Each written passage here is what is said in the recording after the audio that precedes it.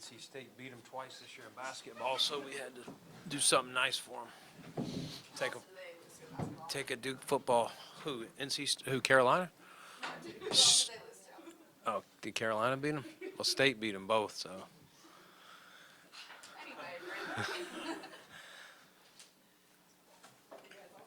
Everybody good?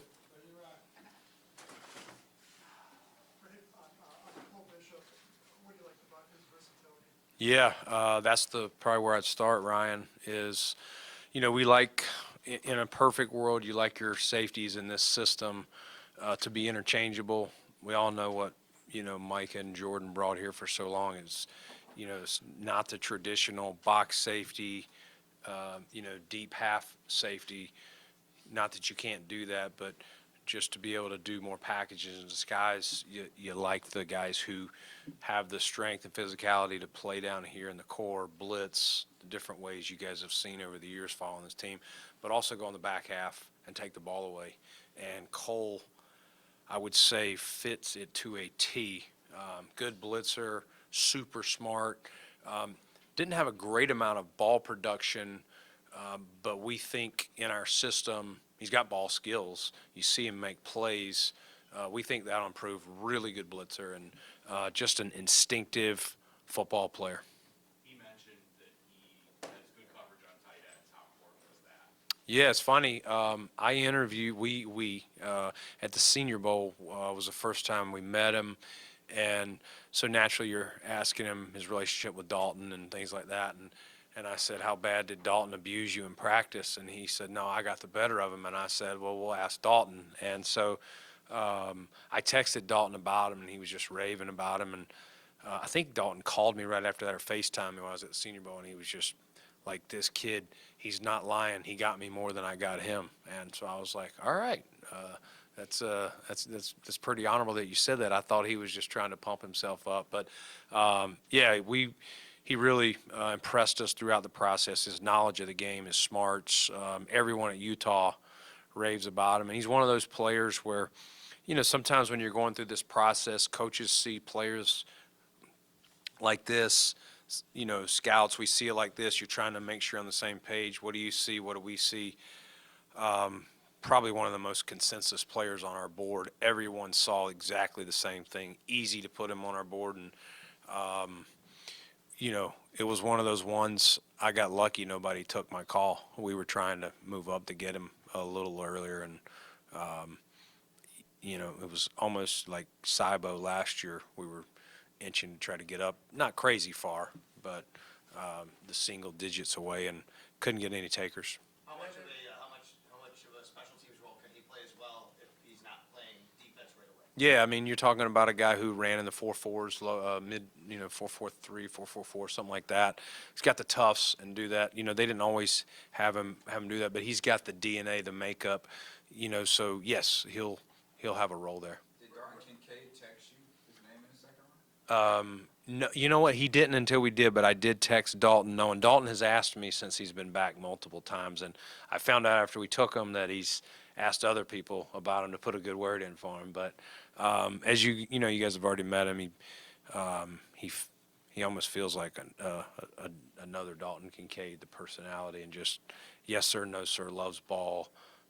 He's just going to come in, not say anything. He's just going to play. There was a clip that went out from the team that showed your reaction right after the pick, kind of like the patent and fist Yeah. or whatever you did there. Yeah.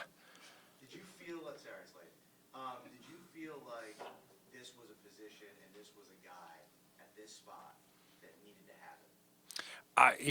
It's more just following the board. Could have been a different position, but yeah, obviously Jordan and Micah's, they're not currently here, and we'll see what Mike ends up doing. But to add a guy that fits our defense the way he does and where we had him on the board, you just when you set your board and it starts falling and you see pieces around it falling, when you get 10, 9, 8 picks away, and we got multiple people calling to try and move up just to secure him. Like I would have been thrilled giving up, something in the draft, 4th, 5th round to go get him. And sometimes people take it, sometimes people want to stay and take their pick. And so everyone we were talking to wanted to stay and pick. So then you're just waiting it out. And so that was the excitement, like, wow, we waited and got him, and now we still got all our ammo. Brandon, every year you tell us that, you're following your board. I believe you. I'm not doubting that. Think I'm a liar, John? No. But every year you seem to come out with addressing the needs that you need to address. Yeah. Today being receiver safety and getting depth at defensive tackle. What's the secret? I mean, we're not saying you're a liar, but you certainly do come out with the pieces that you need. Yeah, I mean, and that's part of like what as I told you, let's go to last night. We had receivers on the board, and we had some guys on defense on the board that were similar value. We do know the need is wide receiver. If the wide receivers were cleaned out, then we would have just took one of those defensive players. But was the reason we moved back. We have similar players here. We think we can get some more ammo trying to get back in the third, and what we ended up doing with Carolina to go back one more pick made sense. We were going to still get what we were looking for. So what you're trying to do is you are trying to hit needs when you can, but you're trying to make sure they hit the value on the board. So in the case of Cole, the reason I was trying to trade up was we had a good second round grade on him, and the board was getting cleaned out of the second round. He was the only player we had left with a second round grade at that point. So that's why you're counting it down. And, we were trying to, I wanted to still get a player with a second round value. That's why I started doing that. So I am following my board. I wouldn't have been as antsy. It could have been a different position. It didn't have, if we had some other positions at second round, then it's easier to sit there. Okay, if he goes, well, I still got this defensive end and whatever else. But that's why I got antsy, because I'm going, really, I'm going to be at 2 and probably picking out a 3, or then maybe I trade back and get something else. Yes, it did. It did. Yeah, it was huge. Well, I wasn't patient. No one took my call, or they took it, but they politely declined. That's what I said upstairs. We struck out and we won because no one did a deal with us. You've told us before that you like to go to bed at night knowing that you were able to pick your guy. This is not meant to be a knock on Keon, but you've probably known all day that he was going to be your guy. So Yeah. Does that make the Cole Bishop one maybe even more gratifying or more exciting for you guys? I think it was more dramatic just because the countdown, everyone in the room can kind of hear myself, Terrence Gray, Brian Gain making the calls, writing down, them telling me who's interested, me making a call too. So just getting off the phone, comparing what it was. And you're doing that while the picks, so then you hear the picks in, you're looking, and you're like, okay, we can still do it. Because if Cole Bishop goes with 6 picks to go, then you just stop and decide, now are we moving back, or are we going to take someone, early in 3? Brandon, you've always had, you had 7 years of Micah and Jordan. And early on, Kurt Coleman was here when he needed to. Dean Marlowe's has come back. You signed Taylor, you signed Mike. What I'm getting to is you've always had veterans there. Yeah. You don't play young guys that much at that position. What goes into having to play that position at a young age and an inexperienced age? Yeah, I mean, it's a lot mentally. We'll have to get him up to speed. It's probably one of the harder positions, to go in. It's not quarterback level, but when you're talking about middle linebacker and safety, those are probably the 2 hardest on defense from a mental standpoint. All you got to know, you got to be able to communicate. You got to be confident in what you see, the checks. You're another coach out there. You're talking to the other DBs on what's going on, communicating with the back 7. So, you love the leadership that he's got. You love the intelligence. He's got a lot of the intangibles, the DNA that we look for in all players, and especially at that position. It's one that we almost mandate in this defense to have success, and that's part of the excitement to get a player like this Yeah, it's kind of cool. He was born on the same day as my son. So I was literally, I looked it up, and so it was kind of cool. It is? Wow. Well, October 24th. Well, you're the same age as me. No, I'm just kidding. Yeah. No. Yeah, but it was, no, that was kind of cool. But, Before the draft, you said that, you and Josh kind of, like, Josh will talk to you a little bit about maybe some of the receivers that are in this class. Was Keon at all? Did his name come up at all? Like, when Josh was talking about some of these receivers? yeah, yeah, Josh liked a lot of them, and Keon, he definitely had an affinity for, saw the size, the basketball ability, mentioned, I think he mentioned some of the abilities he'll be able to adjust, if I have to throw it behind him, because not every player has that ability. So, yeah, I have not talked to Josh tonight. I talked to him earlier today, and he was asking what we were thinking, and I mentioned that he could be a possibility. We're going to see what happens, see if we get an offer we couldn't refuse, but that was where we were leaning. When you have as much, when Carter plays 52 games in college, how does that help the transition to learn what you need him to do? Yeah, I mean, he's one of those guys. He's going to be plug and play in my mind. He's smart. He's going to make everybody around him. He's a tough dude. Leader, 3-year captain, DNA, intangibles. He's going to make the guys around him better. And we'll see where he's at. Sometimes you can find guys that really have that niche inside to call games and things like that. I don't want to say he's got that today, but that's something that he can do. He has the intelligence factor. Obviously, he went to Duke, not North Carolina. And so he's, really excited about what he's going to bring. Just guy plays hard, relentless motor, a lot of the DNA that we look for, in our defensive line, defensive tackle, per se. He was on the Zoom call, and he actually stood up from the Zoom call, put his Zoom on mute to tell his family to shut up. And he said, my parents have always told me that I've got something to say, I need to say something. The comfort and knowing that he's an adult at 23, how important is that? Huge, huge. You're always looking for when you can add leaders to positions. And, we talked about Cole and all that, being a young guy, 21. This is a grown, I would say he is mature beyond his years, being around him through the process this spring. And I think that shows, right there. He politely asked me what took us so long to call him. And he did it in a nice way. So I said we were just waiting on the right moment here. How do you balance a rotational guy with a third-round pick, right? I mean, like, he's going to play. Yeah. But it's not a guy, you say plug and play, but this isn't a guy like, Simo comes in, he plays every snap. Yeah. You can just a second-rounder. Going in, your system requires guys to rotate. How do you balance that with your board saying, is that too high because he's a rotational guy?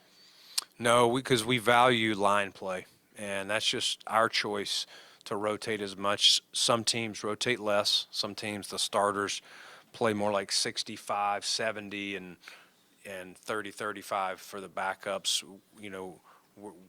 We rotate them even more. We look at the D-line, in a perfect world, we'd love to have 8, 9 starters. That's not realistic from a pay cap standpoint, but it takes more than the O-line. It's just differently. You're coming in waves. You got packages from run packages to rush packages, getting your best guys out there, different quarterbacks, who you want in the game, whether it's a mobile quarterback or a guy that's just going to, play from the pocket. And so you're trying to look for as many versatile pieces up front that you can to give the coaches, different. You run into different teams, how you're going to have to defend them. And some guys, as we know, are better run defenders. Some are better pass rushers. I think he's kind of a tweener. I think he could play both for us. And he'll naturally improve. He's got the DNA, at this level. It'll take some time, but you love what he's going to bring. Brandon, just in general, what did tonight feel like actually being able to select players as opposed to last night and choosing to sit on the sidelines? Yeah, it felt good. I knew I was, yesterday you never know how it's going to fall, and to make this, it's never easy to trade back when there's players on the board and you don't know how it's going to play out. But I think it helped us add some picks to get value. And so at the end of the day, we like what we've come away with, and we think tomorrow, what are we sitting with, 7 picks still? So there's some guys on the board. We'll see how it falls, whether we move up or down based on that. But we still feel like there's some good opportunities. And today was fun to get 3 guys. Normally it's your max is probably 2, and as the week started, it was only going to be 1 pick unless we traded back. So no, it was fun. Excited about tomorrow and see what other pieces we can add. Going back to Coleman, and Coleman said at the combine that he would be ready to come in and learn right away. How much of that learning do you expect to come from Josh rather than some of the more veteran guys that you have now?